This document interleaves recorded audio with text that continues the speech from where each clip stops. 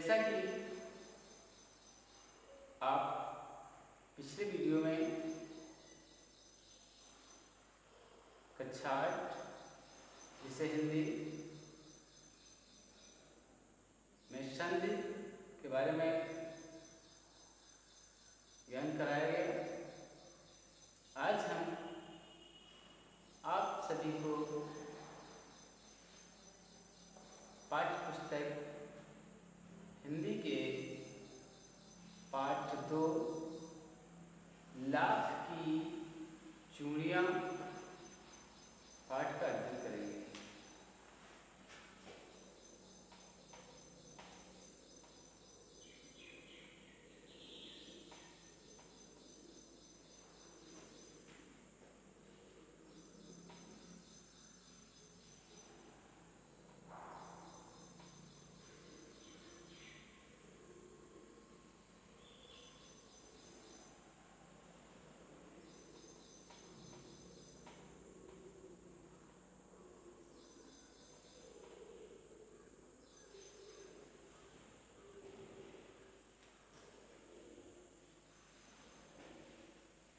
मेरे प्यारे बच्चों, जैसे कि हमारी माताएं बहनें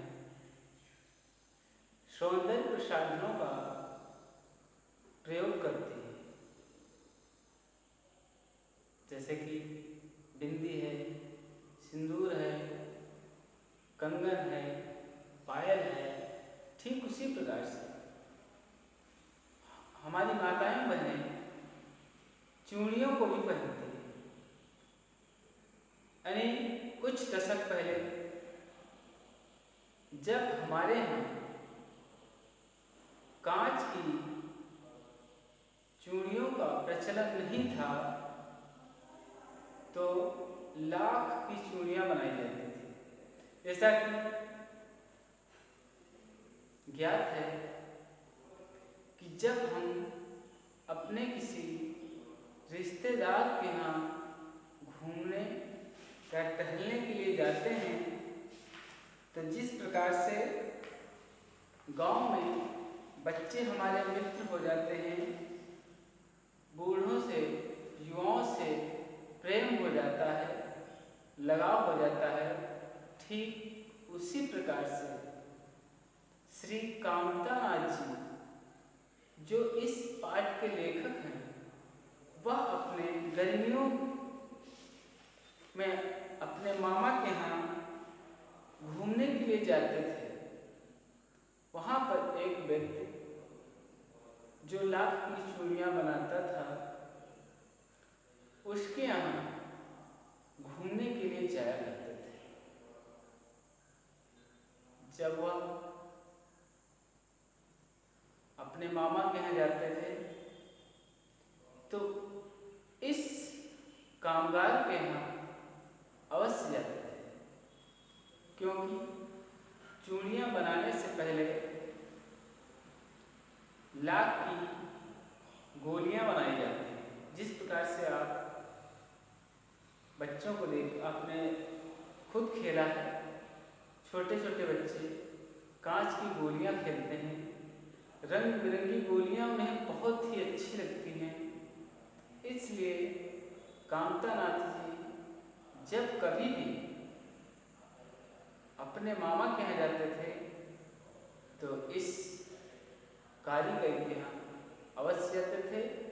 इसी के बारे में बताया गया है कि लाख की चूड़ियों का क्या महत्व था, क्या भूमिका थी और उस व्यक्ति में क्या विशेषता थी, इसके बारे में बताया गया है कि सारे गांव में बदलू मुझे सबसे अच्छा आदमी लगता था। कामतानाथ जी कहते हैं कि मेरे मामा का गांव इतना बड़ा था, सबसे प्यारा अगर कोई मुझे लगता था तो वह व्यक्ति था बदलू, क्योंकि वह मुझे सुंदर सुंदर लाख की गोलियां बनाकर देता था। देखकर क्या कहता है कि पूरे गांव में अगर कोई अच्छा मुझे लगता था, मामा के गांव में अगर मुझे कोई अच्छा लगता था तो वह था बदलू कारीगर जो लाख की चूड़ियाँ बनाता है और वह मुझे गोलियां बनाकर देता था। मुझे अपने मामा के गांव जाने सबसे बड़ा चाव यही था कि जब मैं वहाँ से लौटता था तो मेरे पास ढेर सारी गोलियाँ होती, रंग बिरंगी गोलियाँ जो किसी भी बच्चे का मन मोह ले। जैसे बच्चे किसी भी सुंदर चीज़ को देखते हैं तो उसे पाने की लालसा होती है, उन्हें इच्छा होती है कि यह वस्तु मुझे मिल जाए। वो खास तौर पर रंग बिरंगी आकर्षित करने वाली बच्चे उसकी ओर जल्दी आकर्षित हो जाते हैं। वैसे तो मेरे मामा के गांव का होने के कारण मुझे बदलू को बदलू मामा कहना चाहिए था। क्या कहता है कामता नाथ जी, लेखक क्या कहते हैं कि ऐसे तो पूरा गांव जब उन्हें काका कहता था तो फिर बदलू जो कारीगर था वह मेरा कौन हुआ? मेरा मामा हुआ।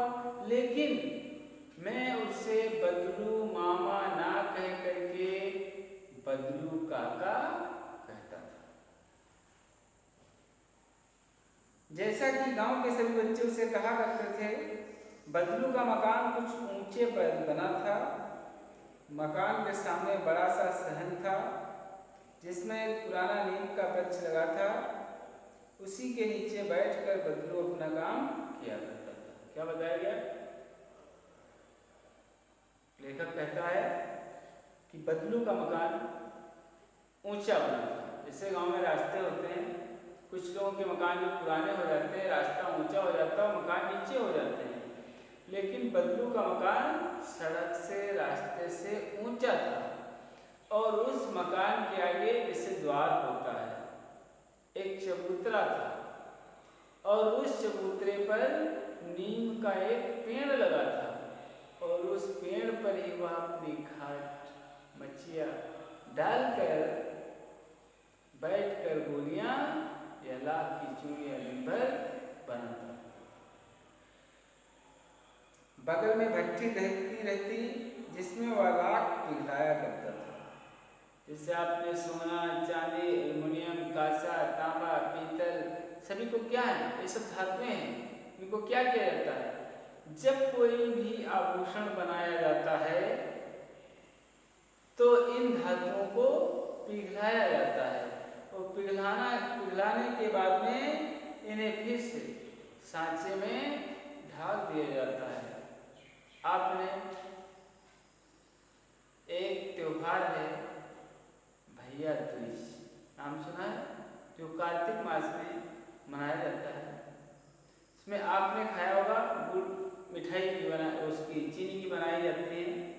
इसको एक फ्रेम में चीनी को घोलकर एक फ्रेम में गलाकर फिर उसकी डिजाइन दी जाती है।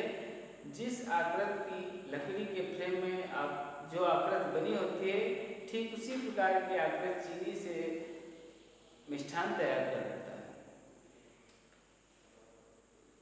ठीक सामने एक लकड़ी की चौखट पड़ी रहती जिस पर लाख के मुलायम होने पर वह उसे सलाख के समान पतला करके चूड़ी का आकार दे देता। पास में 4 विभिन्न आकार की बेलन नुमा मुंगेरियां रखी रहती थी। क्या बताता है कि सामने जब वह हल्का ठंडा हो जाता था लाख, फिर उसको खींच देता था, गोल बना देता था, रस्सी के समान लंबा लंबा बना देता था। उसके बाद 2-4 मुंगरी रखी रहती। मुंगरी यानी गोल पाइप जैसे होता है, उसमें साइज होता है कि या कितने इंच की है या कितने मोटी महिला होगी या बहन होगी, माता होगी, जिसकी कलाई में आएगी, ये किसकी कलाई में आएगी, क्योंकि सभी की कलाई में अलग अलग माप की चूड़ियाँ आती हैं। इसलिए उसके पास जो मुंगरी थी उसमें यानी गोल मुठियादार लकड़ी को ठोकने पीटने के काम आती है, उसको कहते हैं मुंगरी, जिसकी सहायता से वह उसी पर गोल गोल चूड़ी बना देता था, आकाश से चूड़ी तैयार कर देता था। कुछ पतली और पीछे से मोटी होती, लाख की चूड़ी का आकार देकर वह उन्हें मुंगेरियों पर चढ़ाकर गोल और चिकना बनाता एक एक कर पूरे हाथ की चूड़ियाँ बना चुकने के पश्चात वह उन पर रंग कर देता था। जैसे आपने मिट्टी के बर्तनों को बने हुए देखा होगा, सबसे पहले कुम्हार क्या करता है, मिट्टी को निकाल कर लाता है, उससे गूंथता है, फिर उसे चाक पर चढ़ाता है, एक बर्तन तैयार करता है बनाकर, और बर्तन बनने के बाद जब तैयार हो जाता है तो उसे पक्का करने के लिए आग की भट्ठी में डाल देता है और पकने के बाद में उस पर रंग चढ़ा देता है, जो बहुत ही अच्छा मनमोहक हो जाता है। ठीक इसी प्रकार से कामतानाथ जी कहते हैं कि बदलू नामक चूड़ी कारीगर क्या करता है, पहले वह लाख को पिघलाता है, ठंडा होने पर उसे एक गोल गोल मुठियादार मूरी पर चूड़ी आकृति में गोल बना लेता है। बनाने के बाद में क्या करता है, उस पर रंग चढ़ा देता है। मेरे प्यारे बच्चों, कुछ शब्दार्थ देख लीजिए।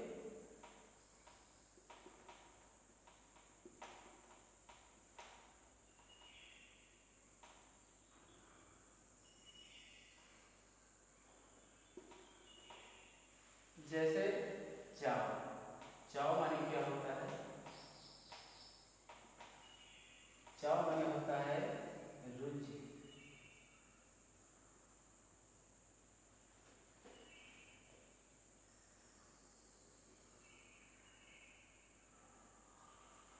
रुचि, तीव्र इच्छा, चाह, तीव्र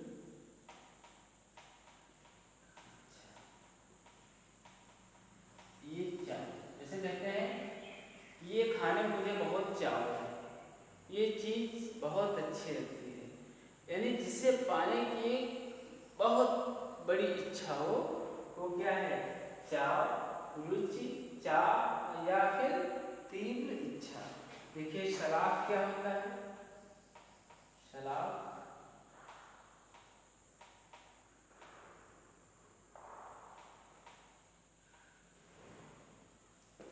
शराब का मतलब होता है सराई, राड जिसको कहते हैं, सराई या फिर धातु की छड़, धातु की छड़, ये है शराब। अगला देखिए मुंगरी क्या होता है, मुंगरी,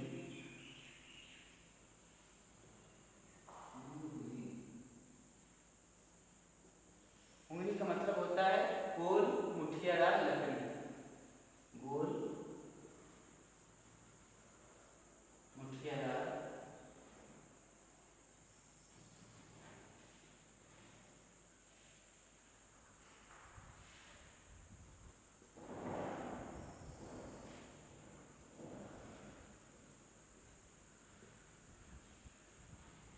जो ठोकने पीटने काम आती है, जो ठोकने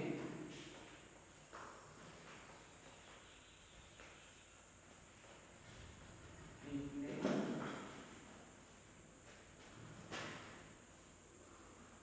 के काम आती है।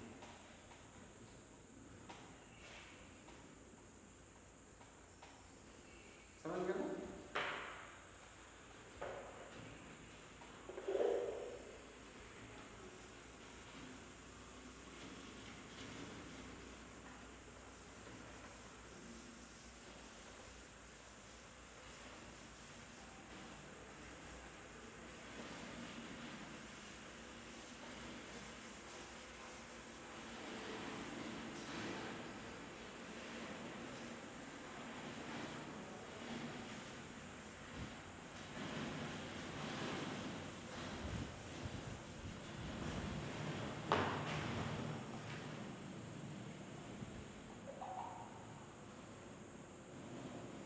लाख की चूड़ी का आकार देकर वह उन्हें मुंगेरियों पर चढ़ाकर गोल और चिकना बनाता और तब एक एक कर पश्चात उस पर क्या कर देता था, रंग चढ़ा देता था, लाल पीला नीला गुलाबी, यानी जो भी उसके मन में आता था या जिस रंग की ज़्यादा मांग होती थी उस आकार और उस रंग की चूड़ियाँ बनाकर तैयार कर देता था। बदलू यह कार्य सदा ही एक मछिए पर बैठकर करता था। किस पर बैठकर करता था? मछिए पर बैठकर करता था, जो बहुत ही पुरानी थी, यानी उसी पर उसके बाबा जी, दादाजी, पिताजी और वो बहुत ही पुरानी थी, उसी पर बैठकर वो भी अपना कार्य करता था। बगल में ही उसका हुक्का रखा रहता था। हुक्का समझते हैं आप लोग? ऊपर चिलम लगी होती है, नीचे लकड़ी का बना होता है, उसमें पाइप लगी होती है, तंबाकू और आग रख करके लोग खींच लेते हैं अपनी ओर, धुआं खींचते हैं, वो क्या है? हुक्का।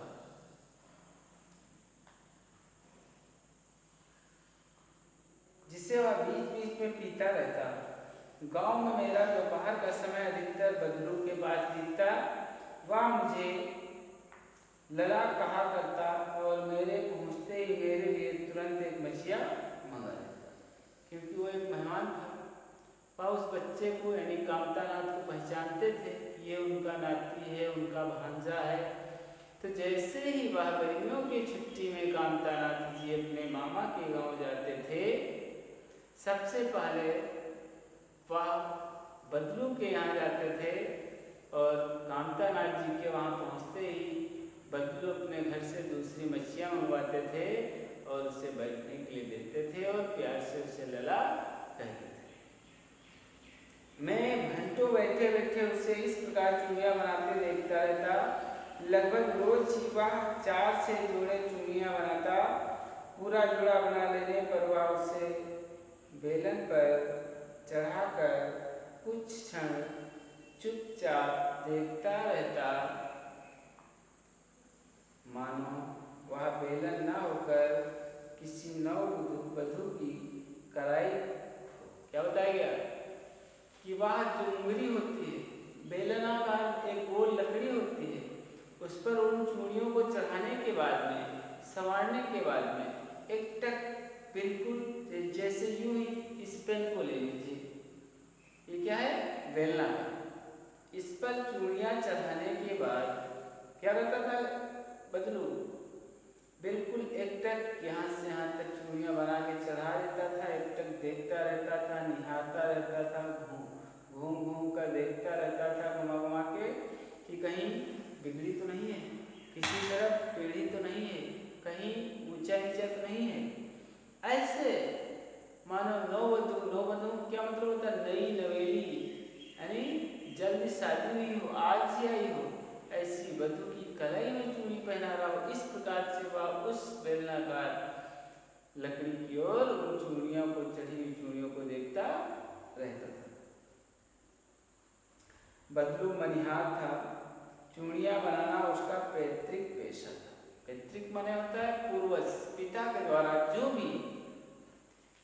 द्वारा जो कुछ भी मिलता है उसे क्या कहते हैं? पैतृक कहते हैं। देख लीजिए शब्दार्थ में, पैतृक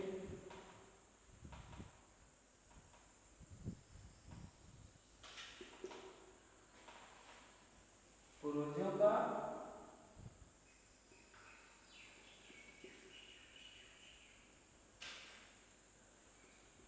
या फिर पिता से प्राप्त या पुश्तैनी, पिता से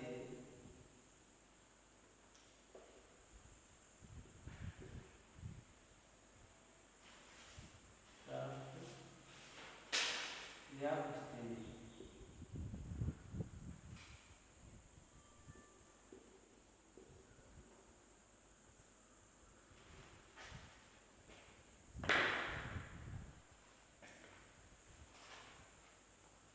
समझ गए ना?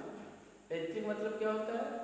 या यानी पूर्वजों का, जो आपके बाबा जी धंधा करते थे, काम करते थे, वही आपके पिताजी करते थे और वही आप कर रहे हैं, उसे कहते हैं पैतृक।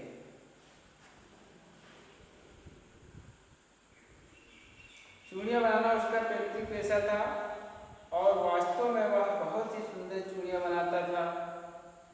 उसकी बनाई हुई चूड़ियों की खपत भी बहुत थी। खपत का मतलब जानते हो? सप्लाई जिसको कहते हैं, बिक्री जिसको कहते हैं। यानी खपत माने होता है माल की बिक्री। खपत मीन्स माल की बिक्री।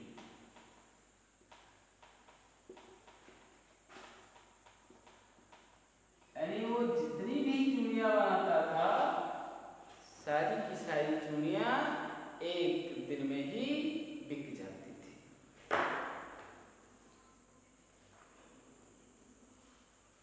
उस गांव में भी सभी स्त्रियां उसकी बनाई हुई चूड़ियां पहनती थी।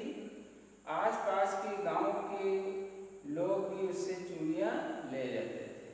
यानी जिस गांव में बदलू रहता था, उस गांव में जितनी भी स्त्रियां थी, माताएं बहनें थी, वह सभी तो बदलू की बनी चूड़ियां पहनती ही थी। लेकिन पास पड़ोस में जो गांव थे, वहां के लोग भी अपनी माताओं बहनों के लिए, स्त्रियों के लिए चूड़ियां लेकर जाते थे। परंतु वह कभी भी चूड़ियों को पैसों से बेचता ना था। सबसे बड़ी बात है, दिन भर चूड़ियां बनाता था, खूब मेहनत करता था, लेकिन वह किसी से एक भी पैसा नहीं लेता था। चूड़ियां फ्री में देता था, मुफ्त में देता था। इतना बड़ा कार्य वह करता था बदलू स्वभाव से। परंतु वह कभी भी चूड़ियों को पैसों से नहीं बेचता था। उसका अभी तक वस्त्र विनिमय का तरीका था। वस्त्र विनिमय समझते हैं?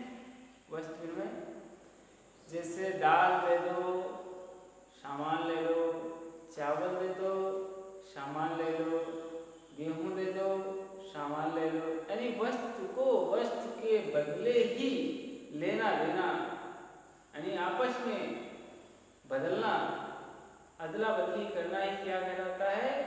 वस्त्र विनिमय कहलाता है। क्रय विक्रय क्या है, ये भी समझ लीजिए। क्रय विक्रय का मतलब है कि आपने पैसे लगा करके किसी वस्तु को खरीद लिया और अगले व्यक्ति ने आपने बेच लिया, तो आपको किसी ने पैसे देकर के वो चीज खरीद ली, तो क्या है? क्रय विक्रय। पैसे से जो लेन देन किया जाता है वो क्रय विक्रय है। और जो वस्त्र विनिमय होता है, जिस चीज की मुझे आवश्यकता है वह चीज तुम दे दो, और जिस चीज की तुम्हें आवश्यकता है मेरे पास है उसे आप ले लो।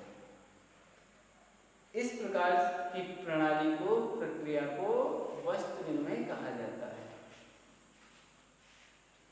तो लोग अनाज के बदले उससे चूड़ियां ले जाते थे। बदलू स्वभाव से बहुत सीधा था। मैंने कभी भी उसे किसी से झगड़ते नहीं देखा। कामतानाथ जी क्या कहते हैं? बहुत ही सीधा साधा मनुष्य था, जो जितना दे देता था वह किसी से भी लड़ाई झगड़ा नहीं करता था। जीवन भर चाहे कोई फ्री में, मुफ्त में चूड़ियां लेता रहे, लेकिन जब कभी भी गांव, मोहल्ले, पास पड़ोस के गांव में शादी विवाह समारोह होते थे, उस समय बदलू अपनी जिद से नहीं हटता था। शादी विवाह के अवसर पर वह अवश्य जिद पकड़ जाता था। जीवन भर चाहे कोई उससे मुफ्त चूड़ियां ले जाए, परंतु विवाह के अवसर पर वह सारी कसर निकाल लेता था। आखिर सुहाग के जोड़े का महत्व ही और होता है। मुझे याद है, मेरे मामा के यहाँ किसी लड़की के विवाह पर जरा सी किसी बात पर बिगड़ गया था और फिर उसको मनाने में लोहे लग गए थे। विवाह में इसी जोड़े का मूल्य इतना बढ़ जाता था कि उसके लिए उसकी घरवाली को सारे वस्त्र मिलते थे। क्या बताया गया? बदलू का क्या कहना था कि चाहे जीवन भर फ्री में चूड़ियां मुझसे ले जाओ, लेकिन जब विवाह समारोह होंगे आपके घर में, तब पूरी की पूरी कसर निकाल लेता था, अपनी जिद पर आ जाता था, चूड़ियां नहीं लेता था। तो अपनी बीवी के, पत्नी के, धर्मपत्नी के, अर्धांगिनी के पूरे वस्त्र मिलते, ढेरों अनाज मिलता, उसको अपने लिए पगड़ी मिलती और रुपये जो मिलते सो अलग, सब कुछ मिलता था। यदि संसार में बदलू को किसी बात से चिढ़ थी तो वह थी किसकी? कांच की चूड़ियों से। किससे थी? कांच की चूड़ियों से। मेरे प्यारे बच्चों, जैसा कि आपको याद है कि जब हमारे यहाँ मशीनों से बने हुए कपड़े नहीं आते थे तो चरखे से सूत काट करके कपड़े बनाए जाते थे। वो कपड़े भद्दे थे, इतने सटीक नहीं थे, लोगों को अच्छे नहीं लगते थे। ठीक उसी प्रकार से जो चीज़ हाथ से बनाई जाती है उसमें कहीं ना कहीं भद्दापन अवश्य रह जाता है। जब से मशीनी युग ने तेजी पकड़ी है तब से इन लाख की चूड़ी बनाने वाले कारीगरों को उसने बेरोजगार कर दिया है। लोग उसे पसंद ही नहीं करेंगे, चाहे जितनी महंगी, चाहे जितनी अच्छी क्यों ना हो।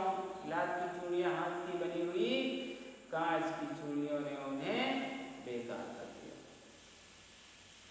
तो अगर किसी चीज से चिढ़ थी बदलू को तो वह थी कांच की चूड़ियों से। यदि किसी भी स्त्री के हाथों में उसे कांच की चूड़ियाँ दिख जाती तो वह अंदर ही अंदर खिड़ उठता और कभी कभी तो दो चार बातें भी सुना देता। मुझसे तो वह घंटों बातें किया करता, कभी मेरी पढ़ाई के बारे में पूछता, कभी मेरे घर के बारे में, और कभी यूँ ही शहर के जीवन के बारे में मुझसे पूछता रहता था।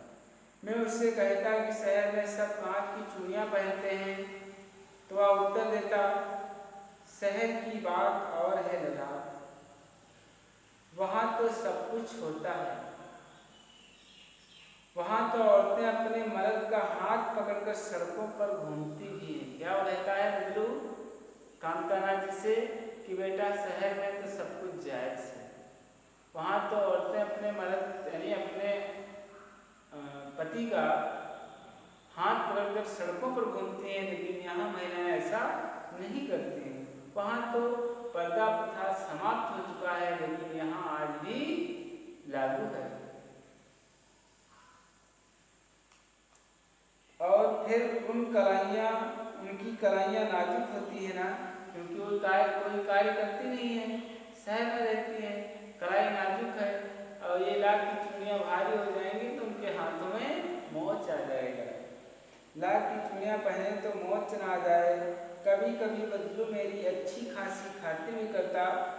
जिन दिनों उसकी गाय के दूध होता वह सदा मेरे लिए मलाई बचा कर रखता, और आम की फसल में तो मैं रोज ही उसके यहाँ से दो चार आम खाता।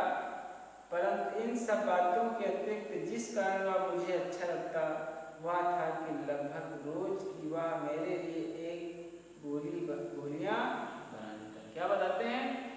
वह मुझे, अगर उसकी गाय दूध देती होती है तो मेरे लिए मलाई बचा कर रखता था। आम का सीजन मौसम होता है गर्मियों में तो वो दो चार आम भी मुझे खिला देता। लेकिन ये सब छोड़िए, सबसे अगर अधिक अच्छा मुझे लगता था तो क्या था कि वह जब मुझे लाख की चूड़ियों की गोलियां बना कर देता था, लाख की गोली बना कर देता था, तो मुझे बहुत ही अच्छा लगता था। मैं बहुधा हर गर्मी की छुट्टी में अपने मामा के यहाँ चला जाता और एक आध महीने वहाँ रहकर स्कूल खुलने के समय तक वापस आ जाता।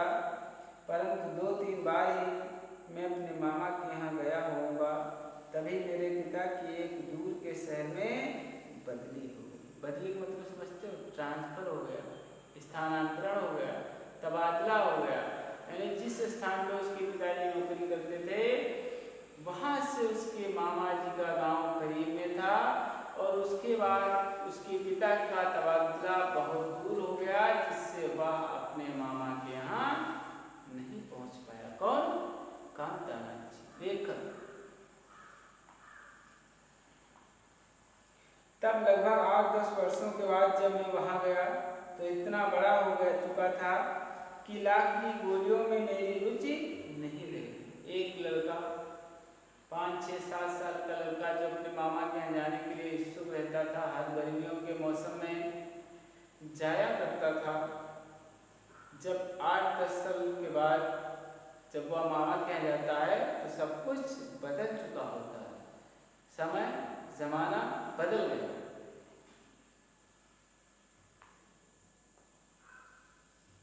अतः मैं होते हुए भी कई दिनों तक मुझे बदलू का ध्यान न आया। इस बीच मैंने देखा कि गांव में लगभग सभी स्त्रियां कांच की चूड़ियां पहने हैं, बिरले ही हाथों में, बिरले माने होता बहुत कुछ ही हाथों में। मैंने लाख की चूड़ियां देखी।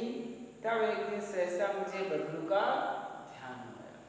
यानी बचपन में जो चीज़ों से बहुत पसंद थी, मामा के यहाँ जाने पर वह अवश्य जाता था, उसके यहाँ वह सब कुछ वह भूल चुका था। बात यह हुई कि बरसात में मेरे मामा की छोटी लड़की आंगन में फिसलकर गिर पड़ी और उसके हाथ की कांच की चूड़ियां टूटकर उसकी कलाई में घुस गई। उससे खून बहने लगा। मेरे मामा उस समय घर पर न थे, मुझे ही उसकी मरहम पट्टी करनी पड़ी। तभी सहसा मुझे बदलू का ध्यान हो आया और मैंने सोचा कि उससे मिलाऊं। अतः शाम को मैं घूमते घूमते उसके घर चला गया। बदलू वहीं चबूतरे पर नीम के नीचे एक खाट पर लेटा था, जो कभी भी बिना थके हुए बराबर कार्य करता था। वही बेचारा व्यक्ति आज बेरोजगार हो जाने के कारण चुपचाप बीमार सा हो गया और उसी नीम के पेड़ के नीचे चुपचाप चारपाई पर लेटा। नमस्ते बदलू काका, मैंने कहा। किसने कहा? लेखक ने कहा, नमस्ते बदलू काका। नमस्ते भैया, उसने मेरी नमस्ते का उत्तर दिया और उठकर खाट पर बैठ गया, परंतु उसने मुझे पहचाना नहीं और देर तक मेरी ओर निहारता रहा या मुझे देखता रहा। मैं हूँ जनार्दन काका, आपके पास से गोलियां बनवाकर ले जाता था। मैंने अपना परिचय दिया। बदलू फिर भी चुप रहा, मानो वह अपने स्मृति पटल पर अतीत के चित्र उतार रहा हो। और तब वह एकदम बोल पड़ा, आओ आओ लला बैठो, बहुत दिन बाद गाँव आए। हाँ, इधर आना नहीं हो सका काका, मैंने चारपाई पर बैठते हुए उत्तर दिया। कुछ देर फिर शांति रही। मैंने इधर उधर दृष्टि दौड़ाई, ना तो मुझे उसकी मच्छिया ही नजर आई और ना ही भट्टी। आजकल काम नहीं करते काका? मैंने पूछा।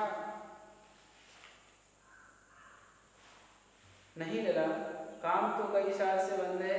मेरी बनाई हुई चूड़ियाँ कोई पूछे तब तो गांव गांव में कांच का प्रचार हो गया है।